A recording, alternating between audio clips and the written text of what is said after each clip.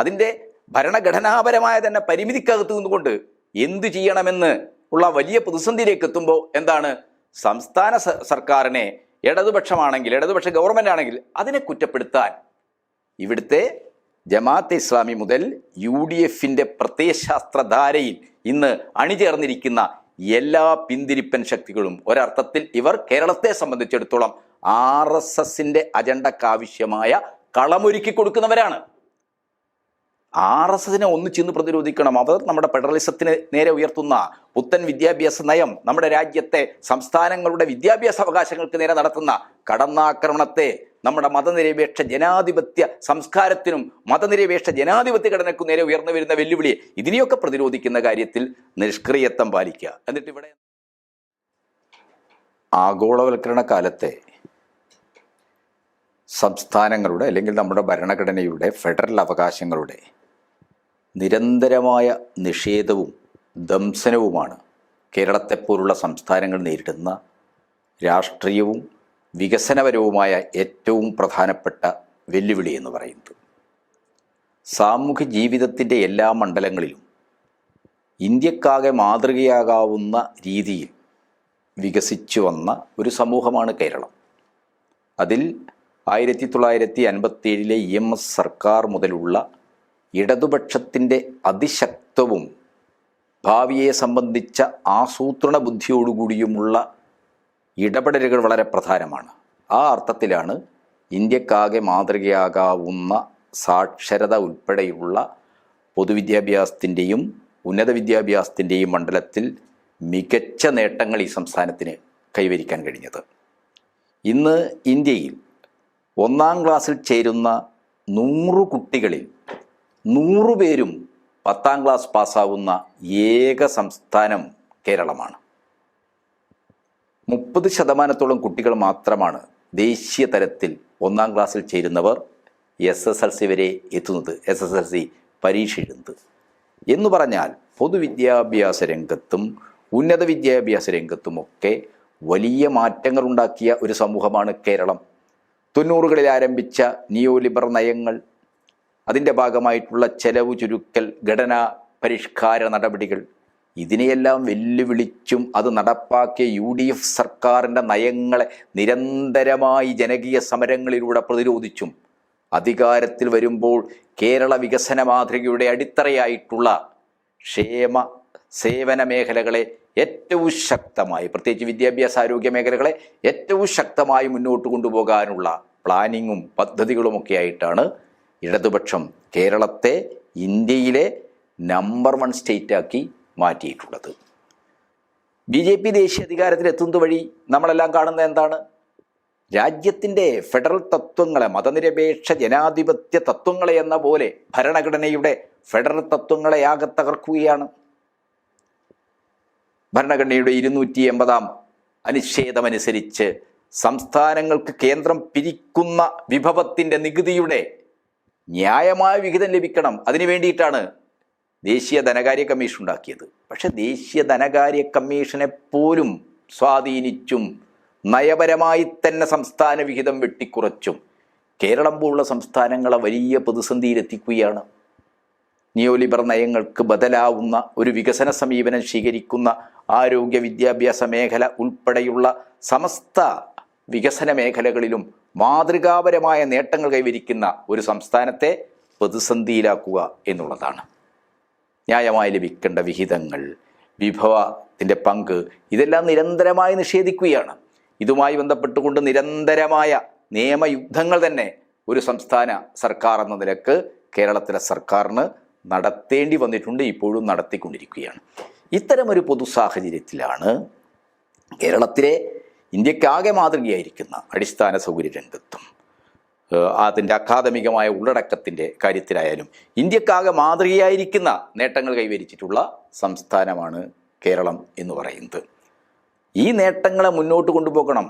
അതിനുവേണ്ടിയാണ് വിഭവ പരിമിതിയെ മറികടക്കാൻ നമ്മുടെ റവന്യൂ വരുമാനത്തിൻ്റെ വലിയ ഭാഗം ശമ്പളം, പെൻഷൻ ഇങ്ങനെയൊക്കെ കഴിഞ്ഞു കഴിഞ്ഞാൽ അടിസ്ഥാന സൗകര്യ രംഗത്ത് നമുക്ക് നിക്ഷേപിക്കാൻ പണം ഉണ്ടായിരുന്നില്ല. അതായിരുന്നു കേരളത്തിൻ്റെ വികസന പ്രതിസന്ധിയായിട്ട് കാലാകാലമായി നമ്മൾ ചർച്ച ചെയ്തിരുന്നത്. അതിന് പരിഹാരം കാണാൻ ബജറ്റിന് പുറത്ത് തന്നെ വിഭവസമാഹരണത്തിൻ്റെ സാധ്യതകൾ കണ്ടെത്തി കിഫ്ബി പോലുള്ള ഒരു മഹാമാതൃകയെ നമ്മൾ ഉപയോഗപ്പെടുത്തി. അതിൻ്റെ ഭാഗമായിട്ട് കേരളത്തിലെ പൊതുവിദ്യാലയങ്ങളെല്ലാം തന്നെ അന്താരാഷ്ട്ര നിലവാരമുള്ളതാക്കാൻ നമുക്ക് കഴിഞ്ഞു. ക്ലാസ് മുറികൾ ഡിജിറ്റലൈസേഷൻ ചെയ്യാൻ കഴിഞ്ഞു. നമുക്ക് വലിയ മാറ്റങ്ങൾ കേരളത്തിൻ്റെ വിദ്യാഭ്യാസ രംഗത്ത്, അടിസ്ഥാന സൗകര്യ രംഗത്ത്, ഇൻഫ്രാസ്ട്രക്ചർ രംഗത്തും അതേപോലെ തന്നെ അക്കാദമികമായ അതിൻ്റെ സിലബസ് പരമായ ഉള്ളടക്കത്തിലുമൊക്കെ ഉണ്ടാക്കാൻ നമുക്ക് കഴിഞ്ഞു. പക്ഷേ കേന്ദ്ര സർക്കാർ അതികേന്ദ്രീകൃതമായ, അങ്ങേയറ്റം വർഗീയമായ, അങ്ങേയറ്റം വാണിജ്യപരമായ താല്പര്യങ്ങളിൽ നിന്ന് കോവിഡ് കാലത്ത് പാർലമെൻറ്റിൽ പോലും മര്യാദക്ക് ചർച്ച ചെയ്യാൻ പോലും അവസരം കൊടുക്കാതെയാണ് NEP ന്യൂ എഡ്യൂക്കേഷൻ പോളിസി, ദേശീയ വിദ്യാഭ്യാസ നയം പാസ്സാക്കിയെടുത്തത്. ആ ദേശീയ വിദ്യാഭ്യാസ നയം പ്രധാനമായി ഊന്നുന്നത് അത് വാണിജ്യവൽക്കരണത്തിലാണ്, അത് വർഗീയവൽക്കരണത്തിലാണ്, കാവ്യവൽക്കരണത്തിലാണ്. അതിനാവശ്യമായ രീതിയിൽ, വലിയ രീതിയിൽ വിദ്യാഭ്യാസത്തിൻ്റെ, അത് പൊതുവിദ്യാഭ്യാസമായാലും ഉന്നത വിദ്യാഭ്യാസമായാലും സംസ്ഥാനങ്ങൾക്കുള്ള എല്ലാ അധികാരങ്ങളെയും ഇല്ലാതാക്കുന്ന രീതിയിലുള്ള കേന്ദ്രീകരണമാണ്. ആ രീതിയിൽ സെൻട്രലൈസേഷൻ്റെയും കമ്മ്യൂണലൈസേഷൻ്റെയും കമേഴ്ഷ്യലൈസേഷൻ്റെയും ഒരു നയമാണ് NEP മുന്നോട്ട് വെച്ചത്. ഇതിനെതിരായിട്ട് അതിശക്തമായ നിലപാട് സ്വീകരിച്ചുകൊണ്ടാണ് കേരളം പോലുള്ള സംസ്ഥാനം അതിൻ്റെ പൊതുവിദ്യാഭ്യാസ മേഖലയെ വികസിപ്പിക്കുന്നത്, മുന്നോട്ട് കൊണ്ടുപോകുന്നത്. മറ്റെല്ലാ മേഖലയിലും എന്ന പോലെ വിദ്യാഭ്യാസ രംഗവും നമുക്ക് ന്യായമായി ലഭിക്കേണ്ട വിഹിതം കേന്ദ്രം തരുന്നില്ല. SSI ഉൾപ്പെടെയുള്ള വിഷയങ്ങൾ, SSIയിൽ അധ്യാപകർക്ക് ശമ്പളം കൊടുക്കാൻ കേന്ദ്രം പണം തരണം, കേന്ദ്രം പണം തരുന്നില്ല. ഇപ്പോൾ കേന്ദ്ര സർക്കാർ മുന്നോട്ട് വെച്ചിരിക്കുന്ന PM-ശ്രീ, അതാണല്ലോ കേരളത്തിൽ വിവാദപരമായിട്ട് നമ്മളിപ്പോൾ ചർച്ച ചെയ്യുന്നത്. PM-ശ്രീ ഒരു വേൾഡ് ബാങ്ക് പ്രൊജക്റ്റാണെന്നാണ് ഞാൻ മനസ്സിലാക്കുന്നത്. ഇന്ത്യയിലെ എല്ലാ സംസ്ഥാനങ്ങളും അത് സ്വീകരിച്ചു കഴിഞ്ഞിരിക്കുക. വളരെ 1, 2, 3 സംസ്ഥാനങ്ങൾ മാത്രമേ അതിപ്പോൾ സ്വീകരിക്കാതിരുന്നിട്ടുള്ളൂ. കോൺഗ്രസ് ഭരിക്കുന്ന എല്ലാ സംസ്ഥാനങ്ങളും PM-ശ്രീ ഒരു ചർച്ചയും കൂടാതെ അവർ സ്വീകരിച്ചു. BJP മുന്നോട്ട് വെച്ചിരിക്കുന്ന വിദ്യാഭ്യാസ രംഗത്തെ കാവ്യവൽക്കരണത്തിൻ്റെ അജണ്ടയെ നിരുപാധികമായി സ്വീകരിക്കുകയാണ് കർണാടകയിലെയും അതേപോലെ തന്നെ തെലങ്കാനയിലെയും ഒക്കെ തന്നെ സിദ്ധാരാമയ്യയുടെയും രേവന്ത് റെഡ്ഡിയുടെയും ഒക്കെ തന്നെ സർക്കാരുകൾ ചെയ്തത്. കേരളത്തെ വലിയ രീതിയിൽ കേന്ദ്ര വിദ്യാഭ്യാസ നയം നടപ്പാക്കണം, അത് അംഗീകരിക്കണം എന്ന രീതിയിലുള്ള വലിയ സമ്മർദ്ദമുണ്ടാകുന്നു. ഉന്നത വിദ്യാഭ്യാസ രംഗത്ത് ഗവർണർമാരെ ഉപയോഗിച്ച് തങ്ങളുടെ കാവ്യവൽക്കരണ അജണ്ട ഇംപ്ലിമെന്റേഷനിൽ എത്തിക്കാനുള്ള ഭരണപരമായ നീക്കങ്ങൾ നടത്തുന്നു. ഇതിനെയെല്ലാം ഇവിടുത്തെ വിദ്യാർത്ഥികൾ, അക്കാദമിക് സമൂഹം അവരുടെ മുന്നിൽ നിന്നുകൊണ്ട് കേരള സർക്കാർ അതിശക്തമായി പ്രതിരോധിച്ചു പോവുകയാണ്. ഈ പ്രതിരോധം BJP അവർ മുന്നോട്ട് വെക്കുന്ന വർഗീയ അജണ്ടക്കെതിരായിട്ട് ഇന്ത്യക്കാകെ ഏറ്റെടുക്കേണ്ട പ്രതിരോധമാണ്, ഇന്ത്യക്കാകെ മാതൃകയാവുന്ന പ്രതിരോധമാണ്. ആ ഒരു സന്ദർഭത്തിൽ ഇവിടുത്തെ UDF, കോൺഗ്രസ് പാർട്ടി, മുസ്ലിം ലീഗ് പാർട്ടി, അവർക്ക് പിന്നിൽ കളിക്കുന്ന ജമാഅത്ത് ഇസ്ലാമി, ഈ രാഷ്ട്രീയ കക്ഷികളെല്ലാം എന്താണ്, കേന്ദ്ര സർക്കാരിൻ്റെ കേരളത്തിൻ്റെ ന്യായമായ ആവശ്യങ്ങളും അവകാശങ്ങളും ഉന്നയിച്ചുകൊണ്ടുള്ള സമരം, അതേപോലെ തന്നെ ഗവർണർമാർ ഇവിടുത്തെ ഉന്നത വിദ്യാഭ്യാസ രംഗത്ത്, സർവകലാശാല വിദ്യാഭ്യാസ രംഗത്ത് തങ്ങളുടെ ചാൻസലർ പദവി ഉപയോഗിച്ച് RSS അജണ്ട നടപ്പാക്കാനുള്ള കടന്നുകയറ്റം, VC-മാരെ നിയമിക്കുന്ന ഉൾപ്പെടെയുള്ള നടപടി സ്വീകരിക്കുമ്പോൾ അക്കാര്യത്തിലെല്ലാം കേരളത്തിൻ്റെ കൂടെയല്ല ഇവിടുത്തെ UDF, BJP-യുടെ കൂടെയാണ്, കേന്ദ്ര സർക്കാരിൻ്റെ കൂടെയാണ്, ഗവർണറുടെ കൂടെയാണ് എല്ലാ കാലത്തും നിന്നിട്ടുള്ളത്. ഇപ്പം എന്താണ്, PM-ശ്രീ കേരളത്തിൽ നടപ്പാക്കണം എന്നുള്ള ഒരു പ്രഖ്യാപനം വരികയും അത് വിവാദപരമായി കേരളം ചർച്ച ചെയ്യപ്പെടുകയാണ്. തീർച്ചയായിട്ടും PM-ശ്രീ വഴി RSSൻ്റെ ഒരു കാവ്യ അജണ്ട നമ്മുടെ വിദ്യാഭ്യാസ രംഗത്ത് ഇംപ്ലിമെൻ്റ് ചെയ്യാനുള്ള ആസൂത്രണ ബുദ്ധി കേന്ദ്രം ഭരിക്കുന്ന സർക്കാരിനുണ്ട് എന്ന കാര്യത്തിൽ ഒരു സംശയവുമില്ല. പക്ഷെ ഒരു സംസ്ഥാന സർക്കാർ ഇന്നത്തതുപോലുള്ള ഒരു കേന്ദ്ര സംസ്ഥാന ബന്ധത്തിനകത്ത്, എന്താ അത്, ഇന്ത്യ സ്വാതന്ത്ര്യം പ്രാപിച്ച് നമ്മൾ ഭരണഘടന അംഗീകരിക്കുമ്പോൾ വിദ്യാഭ്യാസം സ്റ്റേറ്റ് ലിസ്റ്റിലായിരുന്നു, സംസ്ഥാന അധികാര പരിധിയിലായിരുന്നു. സ്റ്റേറ്റ് ലിസ്റ്റിലായിരുന്ന വിദ്യാഭ്യാസത്തെ ആരാണ് കൺകറന്റ് ലിസ്റ്റിലേക്ക് മാറ്റിയത്? 1976 42-ാം ഭരണഘടനാ ഭേദഗതി ഇന്ദിരാഗാന്ധിയാണ് കൊണ്ടുവന്നത്. സ്വേച്ഛാധിപത്യത്തിൻ്റെ നാളുകളിൽ പാർലമെന്റിൽ ഈ വിഷയങ്ങൾ നമ്മുടെ ഭരണഘടനയുടെ ഫെഡറൽ തത്വങ്ങളുടെ കാമ്പായിരിക്കുന്ന വിദ്യാഭ്യാസം എന്ന് പറയുന്ന സംസ്ഥാന ലിസ്റ്റിലുള്ള ഒരു വിഷയത്തെ കൺകറന്റ് ലിസ്റ്റിലേക്ക് കൊണ്ടുപോയി. കൺകറന്റ് ലിസ്റ്റിലേക്ക് വിദ്യാഭ്യാസം വന്നപ്പോൾ എന്താണ്, കേന്ദ്രത്തിൽ കൂടുതൽ അധികാരം കൈവന്നു. കേന്ദ്രം വിദ്യാഭ്യാസത്തിൻ്റെ നയപരവും അതിൻ്റെ ഇംപ്ലിമെൻറ്റേഷനൊക്കെയായി ബന്ധപ്പെട്ട എല്ലാ കാര്യങ്ങളും തീരുമാനിക്കുന്ന, അതിൽ കൈകടത്താവുന്ന അവസ്ഥ കേന്ദ്രത്തിന് കൊടുത്തു. ഇന്ത്യയുടെ ബഹുസ്വരതയുടെ ഭാഷാപരമായ വൈവിധ്യങ്ങളെ ഏറ്റവും പ്രധാനപ്പെട്ട പ്രശ്നമാണ് സംസ്ഥാന അധികാരം എന്ന് പറയുന്നത്. നമ്മുടെ സംസ്കാരത്തിൻ്റെ, സ്വത്വത്തിൻ്റെയൊക്കെ പ്രശ്നങ്ങളിൽ ഏറ്റവും പ്രധാനമാണ് വിദ്യാഭ്യാസം എന്ന് പറയുന്നത്. അപ്പോൾ വിദ്യാഭ്യാസം പോലുള്ള ഒരു വിഷയത്തിൽ കേന്ദ്രത്തിന് കൈകടത്താൻ, കേന്ദ്രത്തിന് വലിയ രീതിയിൽ സമ്മർദ്ദം ചെലുത്താൻ കഴിയുന്ന രീതിയിൽ നമ്മുടെ ഭരണഘടനയിൽ 1976 വിദ്യാഭ്യാസത്തെ കൺകറന്റ് ലിസ്റ്റിലാക്കി ഇന്ദിരാഗാന്ധിയുടെ സർക്കാർ, കോൺഗ്രസിൻ്റെ സർക്കാർ. ആ ഒരു സൗകര്യമാണ് ഇപ്പോൾ നരേന്ദ്രമോദി സർക്കാരിന്, BJPക്ക് കൺകറന്റ് ലിസ്റ്റിലുള്ള ഒന്നായതുകൊണ്ടാണ് ഇത്രയും സമ്മർദ്ദം. തങ്ങളുടെ കാവ്യ അജണ്ട, വർഗീയവൽക്കരണ അജണ്ട നടപ്പാക്കാൻ അതനുസരിക്കാൻ തയ്യാറില്ലാത്ത കേരളം പോലുള്ള സംസ്ഥാനങ്ങൾക്ക് നേരെ സമ്മർദ്ദം ചെലുത്താൻ BJP കഴിയുന്നത് കൊണ്ടാണ്.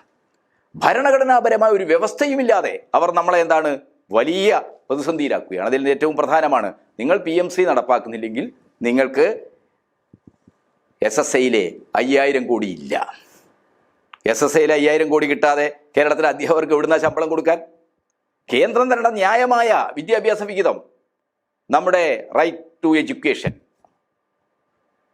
നിയമം, ആ നിയമം അനുസരിച്ച് എല്ലാവർക്കും വിദ്യാഭ്യാസം കൊടുക്കാനുള്ള, ഏറ്റവും മെച്ചപ്പെട്ട വിദ്യാഭ്യാസം കൊടുക്കാനുള്ള സംസ്ഥാന സർക്കാരുകളുടെ ശ്രമങ്ങൾക്ക് കേന്ദ്രം അതിൻ്റെ റവന്യൂവിൻ്റെ ഭാഗം ന്യായമായ രീതിയിൽ അനുവദിച്ചിരിക്കണം, കൊടുത്തിരിക്കണം. സംസ്ഥാന സർക്കാരിനും കേന്ദ്ര സർക്കാരിനും റൈറ്റ് ടു എഡ്യൂക്കേഷൻ അനുസരിച്ച് എല്ലാവർക്കും വിദ്യാഭ്യാസം കൊടുക്കാനുള്ള എല്ലാ ഇടപെടലുകൾക്കും എല്ലാ പദ്ധതികൾക്കും ന്യായമായ സാമ്പത്തിക സഹായം കൊടുക്കണം. പക്ഷേ ഇവിടെ SSI ഫണ്ട് നിങ്ങൾ PMC അംഗീകരിച്ചില്ലെങ്കിൽ തരില്ല എന്ന് പറഞ്ഞ് വലിയ വെല്ലുവിളി ഉയർത്തുകയാണ്. ഈ ഒരു സമ്മർദ്ദത്തിൻ്റെ ഒരു വിഷമസന്ധിയിലേക്ക് കേരളം പോലുള്ള NEPക്കെതിരായി ബദലുയർത്തുന്ന ഒരു സംസ്ഥാനത്തെ എത്തിച്ചിരിക്കുകയാണ് കേന്ദ്ര സർക്കാർ. ഈ ഫെഡറലിസത്തിനെതിരായിട്ട് തങ്ങളുടെ കാവ്യ അജണ്ട അടിച്ചേൽപ്പിക്കാനുള്ള കേന്ദ്രത്തിന്റെ അതികേന്ദ്രീകരണത്തെ അധിഷ്ഠിതമായ ഈ നീക്കത്തെ അതിശക്തമായി ഈ രാജ്യത്തെ പ്രതിപക്ഷ പാർട്ടികൾ പ്രതിരോധിക്കേണ്ടതാണ്. പക്ഷെ മുഖ്യ പ്രതിപക്ഷമായ കോൺഗ്രസ് ഈ കാര്യത്തിലെല്ലാം വളരെ നിർജീവമായ, വളരെ നിഷ്ക്രിയമായ സമീപനമാണ് സ്വീകരിക്കുന്നതെന്ന് നമുക്കറിയാം. എന്നാൽ കേരളത്തിൽ കേന്ദ്രം ഇത്തരം കാര്യങ്ങളൊക്കെ നയപരമായി കൊണ്ടുവരും, അതിനെ എതിർക്കില്ല, അതിനെ പ്രതിരോധിക്കില്ല, അതിനായിട്ട് രാജ്യത്ത് പ്രക്ഷോഭം വളർത്തില്ല, അതിനെക്കുറിച്ച് നിശബ്ദത പാലിക്കും. പക്ഷേ ആ കാര്യങ്ങളുടെ സമ്മർദ്ദത്തിൽ ഒരു സംസ്ഥാന ഗവൺമെന്റ് അതിൻ്റെ ഭരണഘടനാപരമായ തന്നെ പരിമിതിക്കകത്ത് നിന്നുകൊണ്ട് എന്തു ചെയ്യണമെന്ന് ഉള്ള വലിയ പ്രതിസന്ധിയിലേക്ക് എത്തുമ്പോൾ സംസ്ഥാന സർക്കാരിനെ ഇടതുപക്ഷ ഗവൺമെന്റ് ആണെങ്കിൽ അതിനെ കുറ്റപ്പെടുത്താൻ ഇവിടുത്തെ ജമാഅത്തെ ഇസ്ലാമി മുതൽ UDFന്റെ പ്രത്യയശാസ്ത്രധാരയിൽ ഇന്ന് അണിചേർന്നിരിക്കുന്ന എല്ലാ പിന്തിരിപ്പൻ ശക്തികളും ഒരർത്ഥത്തിൽ ഇവർ കേരളത്തെ സംബന്ധിച്ചിടത്തോളം RSSന്റെ അജണ്ടക്കാവശ്യമായ കളമൊരുക്കി കൊടുക്കുന്നവരാണ്. RSSനെ ഒന്നിച്ചിന്ന് പ്രതിരോധിക്കണം. അവർ നമ്മുടെ ഫെഡറലിസത്തിന് നേരെ ഉയർത്തുന്ന പുത്തൻ വിദ്യാഭ്യാസ നയം നമ്മുടെ രാജ്യത്തെ സംസ്ഥാനങ്ങളുടെ വിദ്യാഭ്യാസ അവകാശങ്ങൾക്ക് നേരെ നടത്തുന്ന കടന്നാക്രമണത്തെ നമ്മുടെ മതനിരപേക്ഷ ജനാധിപത്യ സംസ്കാരത്തിനും മതനിരപേക്ഷ ജനാധിപത്യ ഘടനയ്ക്കും നേരെ ഉയർന്നു വരുന്ന വെല്ലുവിളി, ഇതിനെയൊക്കെ പ്രതിരോധിക്കുന്ന കാര്യത്തിൽ നിഷ്ക്രിയത്വം പാലിക്കുക. എന്നിട്ട് ഇവിടെ ഒരു നറേഷൻ ഉണ്ടാക്കുകയാണ്. CPM ഇടതുപക്ഷ സർക്കാർ, പിണറായി വിജയൻ സർക്കാർ, മിനിസ്റ്റർ ശിവൻകുട്ടി RSSന്റെ PM3 നടപ്പാക്കുന്നു, RSSന്റെ അജണ്ട പഠിപ്പിക്കുന്നു. തീർച്ചയായിട്ടും ഈ കാര്യം വളരെ വിഷമകരമായ വെല്ലുവിളികൾ ഇടതുപക്ഷം നയിക്കുന്ന ഒരു സംസ്ഥാന സർക്കാരിൻ്റെ മുമ്പിൽ ഉയർത്തുന്നുണ്ട് എന്നുള്ളതൊരു യാഥാർത്ഥ്യമാണ്. അതിനെ എങ്ങനെ പ്രതിരോധിക്കാം? നമുക്ക് എല്ലാവർക്കും DPP 90കളുടെ ആദ്യം നമ്മുടെ പ്രൈമറി എഡ്യൂക്കേഷൻ രംഗത്ത് ഒരു ലോകബാങ്ക്, ഈ PM3 പോലെ തന്നെ അന്നൊരു ലോകബാങ്ക് പദ്ധതി പോലെ വന്നതാണ്. അതിനോട് എന്ത് സമീപനം സ്വീകരിക്കണമെന്നുള്ളത് വലിയ ആശയക്കുഴപ്പമുണ്ടായ പ്രശ്നമാണ്. പക്ഷേ DPP മുന്നോട്ട് വെക്കുന്ന ഘടനാപരമായ പരിഷ്കാരങ്ങൾക്ക് പകരം അതിൻ്റെ ഒരു സാധ്യതയെ, പ്രത്യേകിച്ച് ശിശു കേന്ദ്രിതമായ ഒരു വിദ്യാഭ്യാസം, അതിൻ്റെ ബോധനശാസ്ത്രപരമായ മണ്ഡലങ്ങൾ ഇടപെടാനുള്ള ഒന്നായിട്ട് ആ ഫണ്ടിന് ഉപയോഗിക്കാം. അതാണ് കേരളം ചെയ്തത്. അത് വിജയകരമായ റിസൾട്ട് ഉണ്ടാക്കാൻ കേരളത്തിന് കഴിഞ്ഞിട്ടുണ്ട്. അപ്പോൾ PM3 ഇന്നത്തെ NEPയുടെ തന്നെ ചില വ്യവസ്ഥകളുടെ ഒരു സാധ്യതയെക്കുറിച്ച് ഡോക്ടർ തോമസ് ഐസക്കിനെ പോലുള്ള ആളുകൾ സംസാരിക്കുന്നുണ്ട്. പ്രത്യേകിച്ച് ലോക്കൽ ഫ്ലെയർ. നമുക്ക് PM3 സ്കൂളിൽ ഇവിടെ എന്ത് ചരിത്രം പഠിപ്പിക്കണം, എന്ത് സാമൂഹ്യശാസ്ത്രം പഠിപ്പിക്കണം എന്ന് ഇവിടുത്തെ പ്രാദേശിക ജീവിതവും സംസ്കാരവും പാരമ്പര്യവും ചരിത്രമൊക്കെയായി ബന്ധപ്പെട്ട് തിരഞ്ഞെടുക്കാൻ സംസ്ഥാന സർക്കാരിന് അധികാരമുണ്ടാകും. അത്തരം സാധ്യതകൾ ഉപയോഗിക്കാമോ എന്നത് ഉൾപ്പെടെയുള്ള വിഷയങ്ങൾ നമ്മുടെ മുമ്പിൽ ഒരു വെല്ലുവിളിയായിട്ട് ഉയർന്നു വരുന്നുണ്ട്. പക്ഷെ ഒരു കാര്യം മാത്രം ഇക്കാര്യത്തിൽ സൂചിപ്പിക്കാനുള്ളത്, ഇടതുപക്ഷത്തെ PM3 നടപ്പാക്കുന്നു, RSSന്റെ അജണ്ട, കാവ്യവൽക്കരണ അജണ്ട നടപ്പാക്കുന്നു എന്ന രീതിയിൽ വളരെ നിസ്സാരമായി കേവലമായി ആക്ഷേപിച്ച് സിദ്ധരാമയ്യെപ്പോലുള്ള, രേവന്ത് റെഡ്ഡിയെപ്പോലുള്ള കോൺഗ്രസ് ഭരിക്കുന്ന എല്ലാ സംസ്ഥാനങ്ങളിലെയും മുഖ്യമന്ത്രിമാർ ഏകപക്ഷീയമായ ഒരു ചർച്ചയുമില്ലാതെ, ഇതിനെതിരായിട്ട് ബദൽ സാധ്യതകളെക്കുറിച്ചുള്ള ഒരാലോചനയുമില്ലാതെ ഈ PM ശ്രീ പദ്ധതി നടപ്പാക്കിയിട്ടുണ്ട് എന്ന യാഥാർത്ഥ്യം നമ്മളാരും മറന്നു പോകരുത്.